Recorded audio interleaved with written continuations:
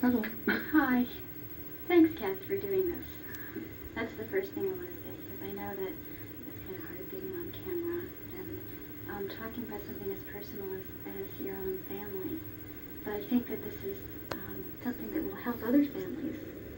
So I hope it does. I wanted to ask you, first of all, when you were aware that Jason had any sensitivities or any problems or was headed for trouble? I really wasn't until the fire department told me that they felt he started it. He'd started fires at my mother's a few years prior. But then I took him through the fire program, but then I thought that was it, that he was fine. I didn't realize it was, the fires were away, he was crying out. So when he was 5, wasn't it? Yeah. When he went through the fire department program the first time? Yes, it was. What did they do with the fire department? Steve Mueller, he talked to him, showed him pictures, tried to caution him. Now they had told me that it wouldn't hurt to get him more counseling, but even then I didn't understand that he was crying out with a problem. And Jason said at the time he was cold. And we just felt he used poor judgment. And then, so when he set the second fire, he was 10, 5 years later. And now he's older, and we do know some of the things that were sort of causing him to be really upset. But back then, there were a number of things that were going on for him, and we've sort of put the puzzle together since then.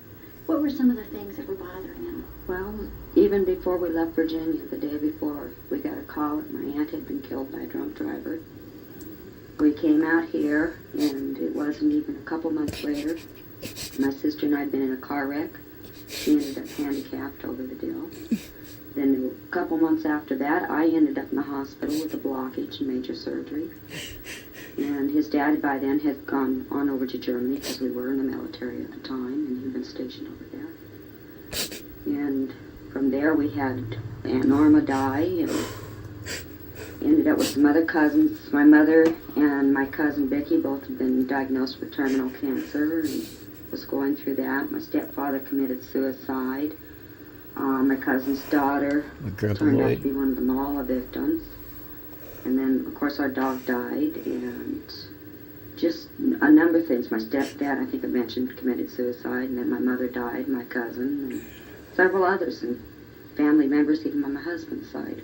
Now, this is a huge list.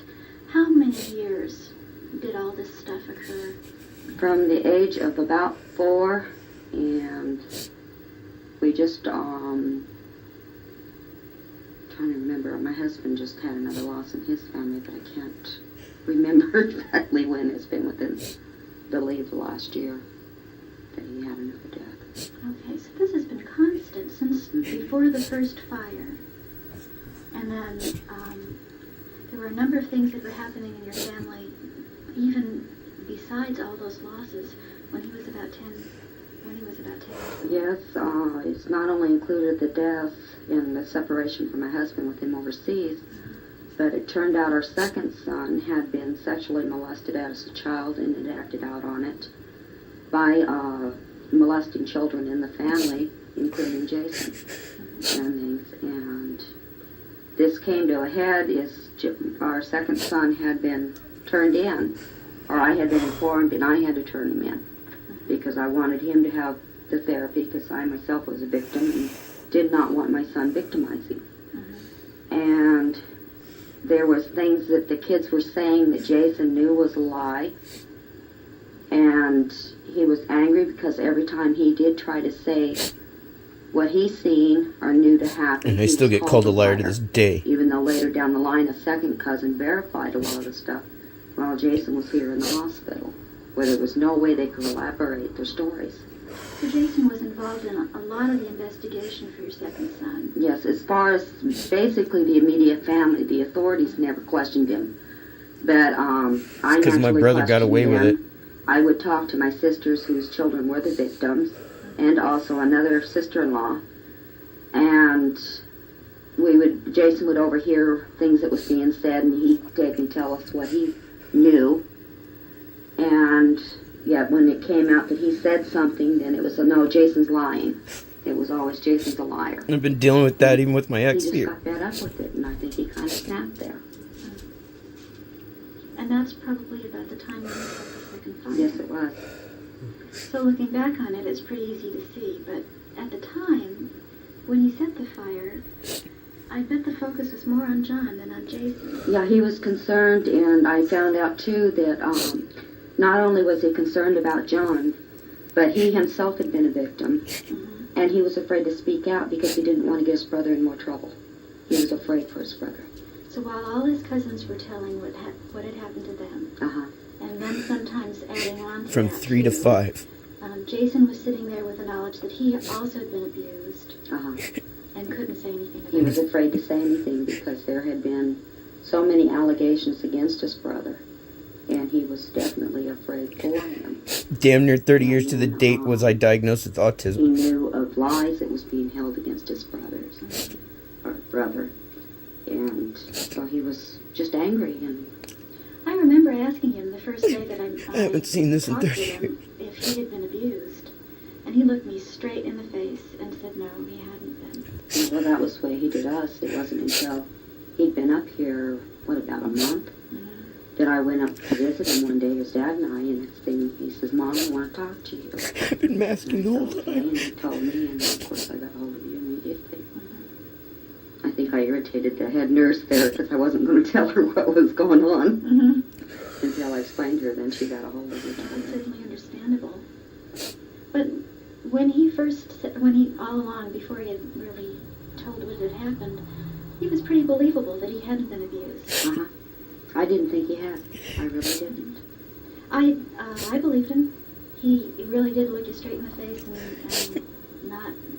didn't look uneasy at all. Didn't bat an eye.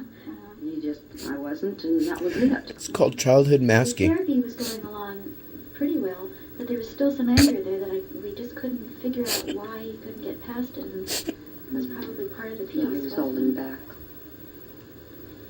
When he set the second fire, and that was a major fire, and you lost quite a lot of property damage, and it could have been life-threatening. Yeah, they're still surprised he wasn't burned or killed. At that point, did you think that he was a quote-unquote fire setter? I didn't really think he was doing I had to stop and pause this. Sorry, I had to let the dogs back in. I see them, or seen them as going out and just victimizing for the heck of it.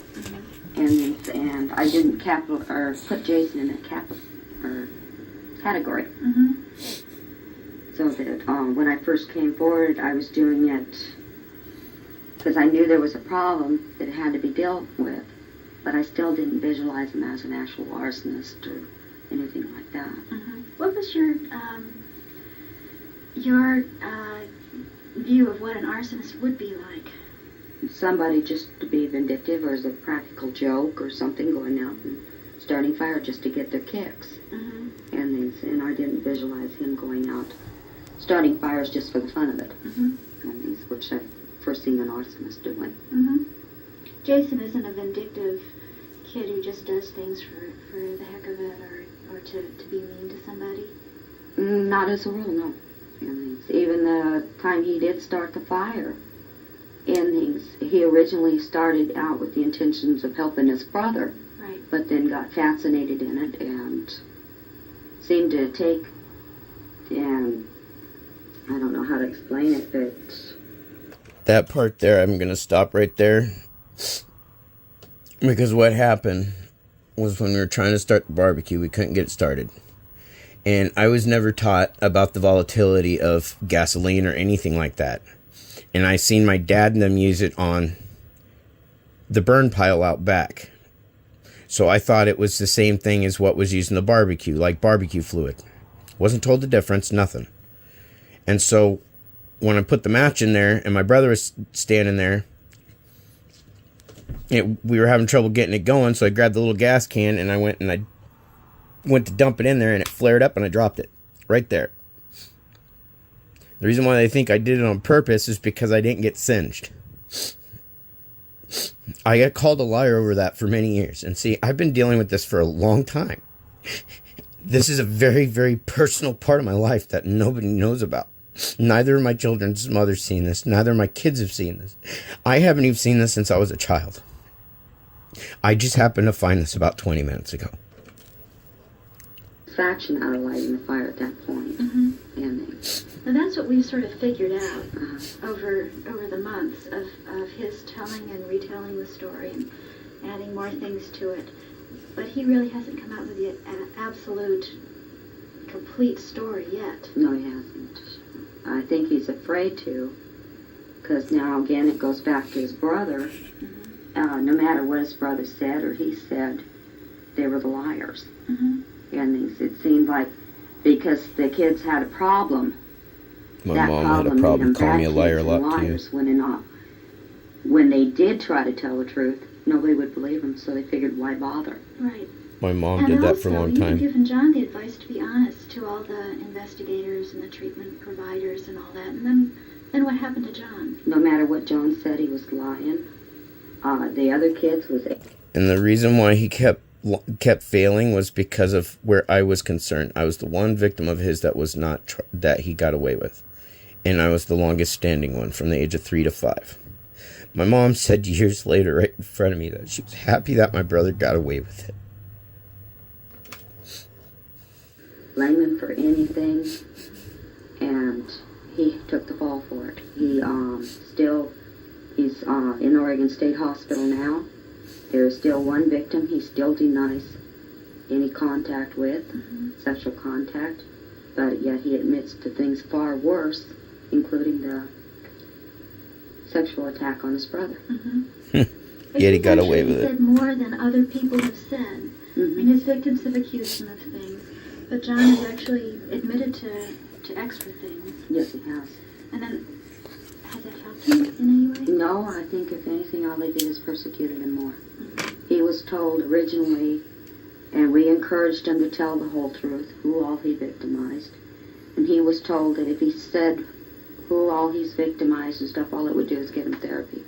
Get these kids help so that they wouldn't victimize like he had. Because, see, John didn't just start doing that either. He was a victim of molestation. He was molested by a babysitter, and then when her brother found out, he was sodomized by him. And he was untreated because we didn't know. The boy threatened him that he would get in all kinds of trouble. So he grew up. I believe his cousins were playing, him and his cousins was playing, as they referred to Old Crusade, playing doctor. And as the cousins outgrew it, that's when he became into the next phase and became an offender himself. So when he followed your advice and he admitted to all these things, what Jason saw was that things got worse and worse. Yes. He found that his brother was being persecuted for things his brother wasn't even at fault for, or incidences were blamed on his brother that he himself had witnessed through a window, and then was later confirmed with another cousin. Jason has since come out and said this, and told about his abuse. And he did that, I think, after a lot of questioning and really getting to know the treatment providers, and still with a lot of fear. Yeah, but I think he got to feel comfortable with the people around him and realizing that the counselors and the staff was trying to help him and that he wasn't going to be punished. And then I think you had made him understand, too, that the fire department wasn't out to hurt him, family. Whereas before he was afraid of the fire department. And because he had been threatened that very same night of the fire, that he could end up going to juvenile hall and what have you. And it frightened him and buttoned him up more. Was he afraid of more than just of them being put in juvenile hall? Was he afraid of being taken away from his family? I think so. I really believe he was. And because the threat had been made. And also, John, there was a threat that John was going to be put in jail. Was he afraid he was going to be put in jail also? Yeah, well, by that point, his brother, if I recall right, had already spent some time down at the Oregon or Portland City Jail. Right. And he was upset about that, because here his brother had said everything he was supposed to. or supposedly admitted to everything, and Jason was seeing this, and yet the law, instead of letting him get his brother get help, they persecuted him further. And so he was afraid of that same persecution. So all these things were sort of weighing against him being honest in therapy. And I'm also aware that there were some family problems that were going on too. I don't know if you want to talk about that. Well, my husband's an alcoholic, but he's not willing to admit it. We did, before Jason got out of the hospital, we rented an apartment. My husband and I did separate. We're back together now after John went into state hospital, and we decided to try working things out for Jason because he's gone through so much turmoil already in his life. And it never ended. His brother lived at the apartment with his dad, and then he came home and stayed with me. Jason did. How long have you known that your husband is an alcoholic? I've known my husband's an alcoholic most of our married life. And I suspected it in the earlier stages, but didn't really think about it or let it bother me. And things, because if I said something, he would quit. But what she doesn't realize is years later, is sometime later, and all we ended up learning about how my mom used to do plenty of drugs and even try an acid at one time.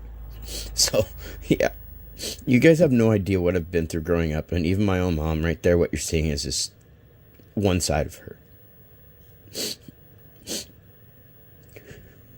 I had to go through my whole life like this, and every person I've dealt with has pretty much been like this.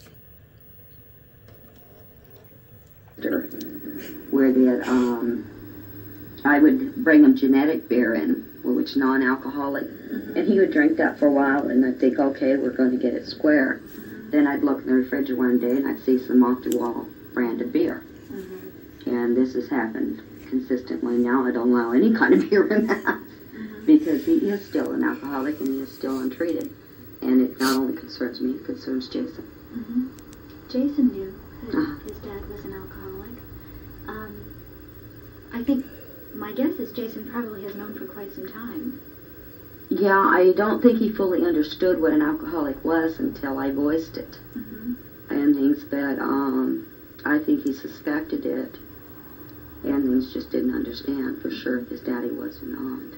So he had a bunch of things to be angry about. He was angry about his dad drinking. He was angry and sad about all the losses. So many losses in his life, all just one after another in the years prior to his becoming. Yeah, he just did have a cat hit by a car too a couple weeks ago. So now he's really frantic again. Now, was he having trouble with the neighbors picking on him at that point too? Yes, I won't use names, but no matter what happened, it was Jason's fault. The kids, the oldest boy and Jason were a year apart in age, Jason being a year older. One time, Jason and John had been over playing baseball with these children. The mother came out, and part of baseball is stealing bases. Well, they stole the base, the next thing she comes out, and she says, look, you're not going to be playing that nigger ball here. My kids have been brought up that people are people and things, and this upset Jason for not only to judge the way the game was played, which was in fairness, but also to make a racial slur on it. That was actually the second time I had ever heard that word in my life. The first time was up in Washington when I got beat up by a whole bunch of kids and got accused of saying that word when I never even knew what it was until that moment. Because he has black friends as well as white, and he didn't feel she was right in judging that way. But then just before we came up here, there'd been an incident where her kids were throwing rocks and apples and pine cones and things in the yard. Well, Jason got to throwing the pine cones back. Well, he went away one weekend. They went away, they came back, and one of the windows was broke. They're saying Jason did it, but Jason wasn't home. And he was called names and, stay away from here. And this harassment not only went on at home, it went on at school. And even after he got out of the hospital, when they found out he had spent 2 months up here, they went to the school, the kids did, and spread it all over school so that the health nurse there had to personally take and talk to his class before he could attend school again. So that's a huge number of stressors. Mm-hmm. There wasn't a place really where he was completely safe. No, he didn't have a sanctuary. And we had tried to even get into church Mm-hmm. prior to this even coming out with John. We didn't know. We'd gone back to church trying, to stabilize because we just retired and moved back home. Mm-hmm. And as soon as the church found out about John, we were pushed out. We were closed. Whereas they were visiting us weekly, at least once a week. Mm-hmm. As soon as they found out about John, the doors were closed. We had the fire. Nobody showed up to make sure anybody was all right or They really turned anything. away. It just literally closed the door. Mm-hmm. And so we haven't actively gotten involved in another church because it's really done a lot of damage to them. Sure. So there really wasn't any, not in the community, not in his home, not within his family, was there a safe place? No, he didn't know of this. He still really doesn't know of a safe haven except with his therapist. And things, and then Mommy and Debbie. Right. And the school's gotten better. He does have several good staff there that's back behind him. Mm-hmm. But the school still, feels frightened or in jeopardy because the neighbor children are still there. And he just never knows what to expect. They are. And when these stresses come back, I mean, he just had another loss for this cat. The Mhm. neighbors are still there. They haven't moved away. Well, they moved up the street, but they go to the same school. They still go to the same school. And his dad is always still has the possibility that he's going to take up drinking again. How afraid are you that Jason could set another fire? I think as long as we keep the communication, we'll be all right. Mm-hmm. But if the door closes, I'm frightened for him because that's his way of taking out his anger. Now, in the middle of treatment, certainly when he was still in the hospital, but even shortly after that, when he'd get mad, he'd say, I'm thinking about setting another fire. Mm-hmm. And we could never not take that seriously, because then he would. Yeah, well, we still to this day monitor cigarette lighters, matches, or anything. If we have company in the house, staying the night or something, we make sure that they take their cigarettes if they smoke with them, with their lighters and so on, because we don't want it in.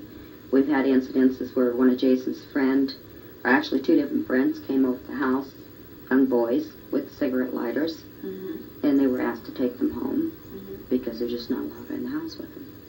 So you've learned to be more careful, and you've learned to keep the communication open. Mm-hmm. What else do you suppose Jason has learned throughout this whole process? One, that he can talk, that there's people he can talk to. Mm-hmm. He knows that we do care about him and support him. Do I? Unfortunately, he has learned not to trust everybody Mm-hmm. and things. That people are going to lie about you and so on, and that there's nothing you can do. Mm-hmm. I think he's learning to trust the authorities a little more, in dealing with them over the last year. But basically that's been my call. Okay, that's a lot. Here's the part that I think is especially important. I wanted to ask you if there was something that you wished you had known when this whole thing started with Jason. When you first got the phone call that he had set fire to your house, for instance. Is there anything you wished you had known, or somebody could have told you or given you information about? I wish that when Jason originally set his first fire at 5, that not only had they said, well, it wouldn't hurt to get him more counseling, that I understood that they thought that there was a problem there, that he seriously needed it, that he was crying out for help, because maybe then this wouldn't have happened. Also, it might have come out with my older son. My older son may not be in the state hospital now, because we would have caught him at, John would have been at 11 years old at the time. I was 11 We would then. have caught him at an earlier stage. He would not have victimized the children and the family that he did. And I think my family would have not gone through the nightmare it has this last year, because it's not only affected us in the home, it's affected our relationship with everybody in the family. So if the fire officials, the fire department had said very strongly that this is a cry for help. I probably would have undoubtedly would have done something. But at the time I was dealing with my mother dying and stuff. She hadn't died yet. I was taking her to the doctors and everything. And it was something I put on the back burner because I didn't feel it was important. Mm-hmm. And things that he recommended therapy, but I just figured, like I said earlier, that he says he was cold, and we just took him through the course to show him fire safety, and Right. that's all he needed. And I did not know that was his way of saying help me. Mm-hmm. Well, I want to thank you very much, Kathy, for doing this and for sharing parts of your family and personal things like you have. I'm sure this is going to help a number of other families. I sure hope so, because it's got to stop. And there's the whole way they're handling it, and then people have got to be educated. Well, you've just done your part. I hope so. Thank you.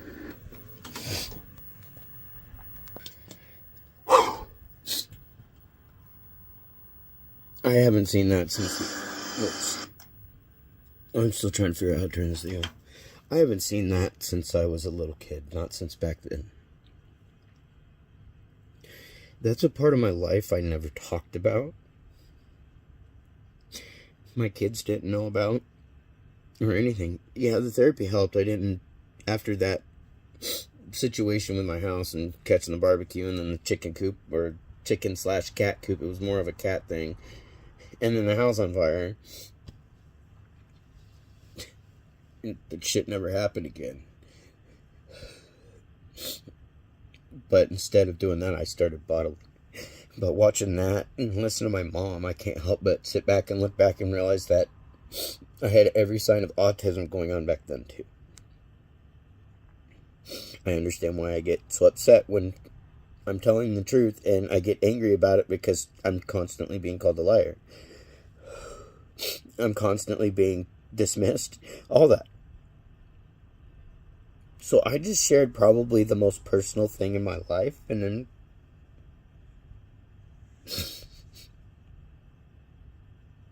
so I hope you enjoyed that. Thank you.